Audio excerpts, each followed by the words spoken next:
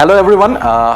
EduAid পৰা আকৌ এবাৰ স্বাগতম জনাইছো এটা নতুন এটা ইনফৰমেটিভ ভিডিও লৈ আনিছো তোমালোকৰ OMR sheet কেনেকৈ ফিল আপ কৰিব লাগে সেই বিষয়ে হয়তো কিছুমান কনফিউজন থাকিব যোৱা বছৰ যদিও OMR sheet আহিছিলে আৰু যোৱা বছৰ OMR sheet আহোতে কিন্তু সিৰিজৰ ব্যৱস্থাটো নাছিলে কিন্তু এবাৰ তোমালোকৰ মনত এটা প্ৰশ্ন হৈছে যে সিৰিজ তো আসলতে ন বস্তুটো কেনেকুৱা ধৰণৰ সিৰিজ আসলতে কি হ'ব চাৰিটা সেট থাকিব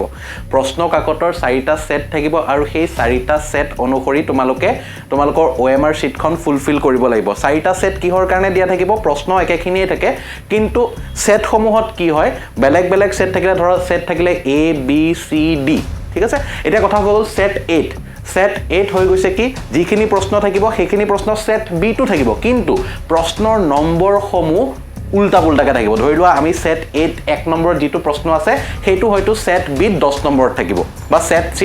5 নম্বৰত থাকিব বা সেট D 15 নম্বৰত থাকিব মানে কি ইয়াতে যাতে চিটিং কৰিব কোনেও যাতে নোৱাৰে কোনেও যাতে ইটো হেতু পৰা চাই মেলি লিখিব নোৱাৰে হেতু এটা ব্যৱস্থা কৰা হৈছে আৰু প্ৰশ্ন কাকতখন একেই যদিও প্ৰশ্ন থাকিব কিন্তু আমাৰ OMR sheetৰ যিখিনি 45টা যিকিটা আহে MCQ সেই OMR sheetৰ 45টা প্ৰশ্ন উল্টা পুল্টাকে দিয়া থাকিব সেট হিচাপত গতিকে ইয়াতে এটা বস্তু শিওৰ হল যে তোমালোকৰ যদি নিজৰ কনসেপচুৱেল বেস নাথাকে তোমালোকে কাৰোবাৰ পৰা চাই পেলাই তোমালোকে প্ৰশ্ন উত্তৰ বা তাতে সাৰ্কেল কৰিব নোৱাৰিবা এতিয়া মই এটা বস্তু তোমালোকক শিকাই দিছো যে OMR sheetখন দেখিবলৈ কেনেকুৱা হ'ব যদিও তোমালোকে পাইছা প্ৰি ফাইনেলত প্ৰি বৰ্ডছত তোমালোকৰ সেট দিয়া নাছিলে সিৰিজ দেখিছা না ইয়াত সিৰিজ দিয়া নাছিলে ইয়াত দেখিছা A B C D চাৰিটা সিৰিজ আছে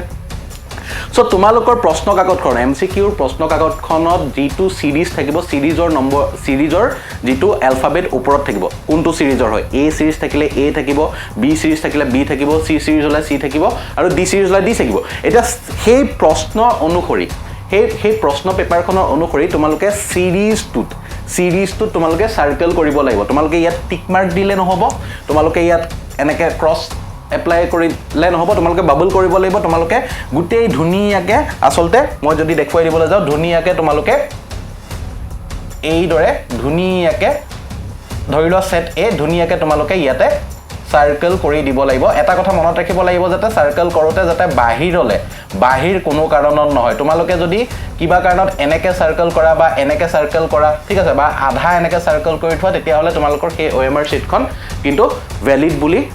বিবেচনা কৰা নহব তাৰ পিছত এগেইন তোমালোকৰ প্ৰশ্ন কাকতত কি থাকিব তোমালোকৰ এডমিট কাৰ্ডৰ ৰোল নাম্বাৰটো থাকিব ঠিক আছে ৰোল নাম্বাৰটো থাকিব যেনেকৈ JA ধৰি লোৱা কাবাৰ ৰোল নাম্বাৰ 1025 গটিকে তোমালোকে JA 1025 বা SAGA নাও JA 1025 হিচাপে থাকিলে তোমালোকে প্ৰথমতে কি লিখিব লাগিব ইয়াত 1025 টো লিখি পেলাই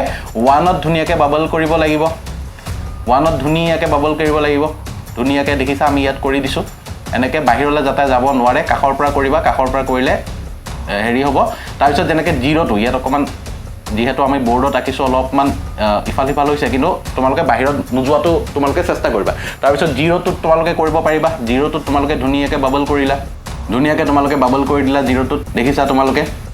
আমি ইয়াত ধুনিয়াকে কৰিবলৈ চেষ্টা কৰিছো তাৰ পিছত 25 টো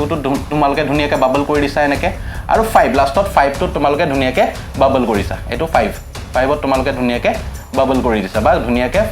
ফিল কৰিছা ঠিক আছে ঠিক একেদৰে বাকিখিনি যিখিনি ইনফৰমেশন থাকিব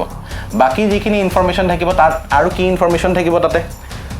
ইয়াতে কাৰেক্ট মেথড ৰং মেথড তোমালোকক দেখুৱাই দিছে ইয়াত আৰু যিখিনি ইনফৰমেশন থাকিব তলতে ঠিক তেনেকে তোমালোকে বাবল কৰি তোমালোকে যাব লাগিব ঠিক আছে ফৰ এক্সাম্পল আমি তললৈ আইছো এতিয়া চোৱা যিখিনি প্ৰশ্ন থাকিব ধৰা 1 নম্বৰৰ প্ৰশ্নৰ অপচনটো হ'ব বি টো তোমালোকে ধুনিয়াকে বাবল কৰিবা অপচন টুৰ ধৰি লোৱা অপচনটো সাপোজ হৈ গল সি টো তোমালোকে ধুনিয়াকে বাবল কৰিলা কিন্তু এটা বস্তু মনত ৰাখিব লাগিব যে তোমালোকে যেতিয়া বাবল কৰিবা সেই বাবলটো যাতে এই ঘৰটোৰ বাহিৰত এই যেটো ৰাউন্ড আছে তাৰ বাহিৰত যাব না লাগিব ঠিক আছে আৰু সিৰিজৰ কথাটো মই তোমালোকক দেখুৱাই দিলো সিৰিজৰ কথাটো সিৰিজ ABCD কে থাকিব কাবাৰ যদি সিৰিজ A আছে A টো ধুনিয়াকে বাবল কৰিব লাগিব কাবাৰ যদি সিৰিজ প্ৰশ্ন কাকতখনত তোমালোকৰ সিৰিজটোৰ বিষয়ে মেনচনে থাকিব ঠিক আছে সিৰিজটো যোনটো MCQ দিয়া থাকিব তাত প্ৰথমতে ওপৰ পিনে চাবা ওপৰ পিনে সিৰিজটো থাকিব আৰু ওপৰ সেই সিৰিজটো তোমালোকে যে সিৰিজ নক ধুনিয়াকে বাবল কৰি পেলাই দিব লাগিব যদি ভুলকে বাবল কৰা তেতিয়া হলে তোমালোকৰ সেই OMR sheetখন কিন্তু ভ্যালিড বুলি বিবেচনা কৰা নহব তো এটো ইয়াতে কিছুমান নিয়ম তোমালোকে দেখিছা এইখিনি আছিল মূল নিয়ম আৰু OMR sheetখন তোমালোকে লাষ্টত দেখিছা ৰোল নাম্বাৰ আকৌ তলত দিয়া আছে roll number 2v fill up etu dekhisa 2v fill up by the invigilator only etu tomaloke eikhini tomaloke fill up কৰিব নালাগে এইখিনি কোনে ফিল আপ কৰিব তোমালোকৰ পৰীক্ষা হলত যোনজন ইনভিজিলেটৰ থাকিব যোনজনে তোমালোকৰ গাৰ্ড দিব তেখেতে এইখিনি কৰিব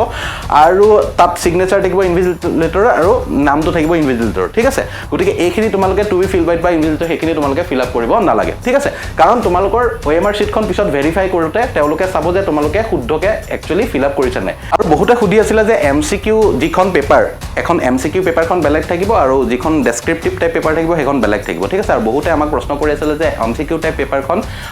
কৰোঁতে MCQ পেপাৰখন কৰোঁতে তোমালোকক কিমান সময় দিব ঠিক আছে 1 ঘণ্টা দিয়ে 1 ঘণ্টাৰ ভিতৰত তোমালোকে MCQ খিনি কমপ্লিট কৰিব লাগিব বাকি 2 ঘণ্টা সময় ডেসক্ৰিপটিভ টাইপ কোৱেশ্চন খিনি তোমালোকে সমাধান কৰিব লাগিব ঠিক আছে গতিকে এইখিনি আছিল কিছু ইনফৰমেশন EduAidৰ পিনৰ পৰা আশা কৰিছো তোমালোকে এই ভিডিঅ'টো ইনফৰমেটিভ পাইছা আৰু যদি ভাল পাইছা তেতিয়াহলে শেয়াৰ কৰিবা আৰু আমাৰ চেনেলটো সাবস্ক্ৰাইব কৰিবা থ্যাংক ইউ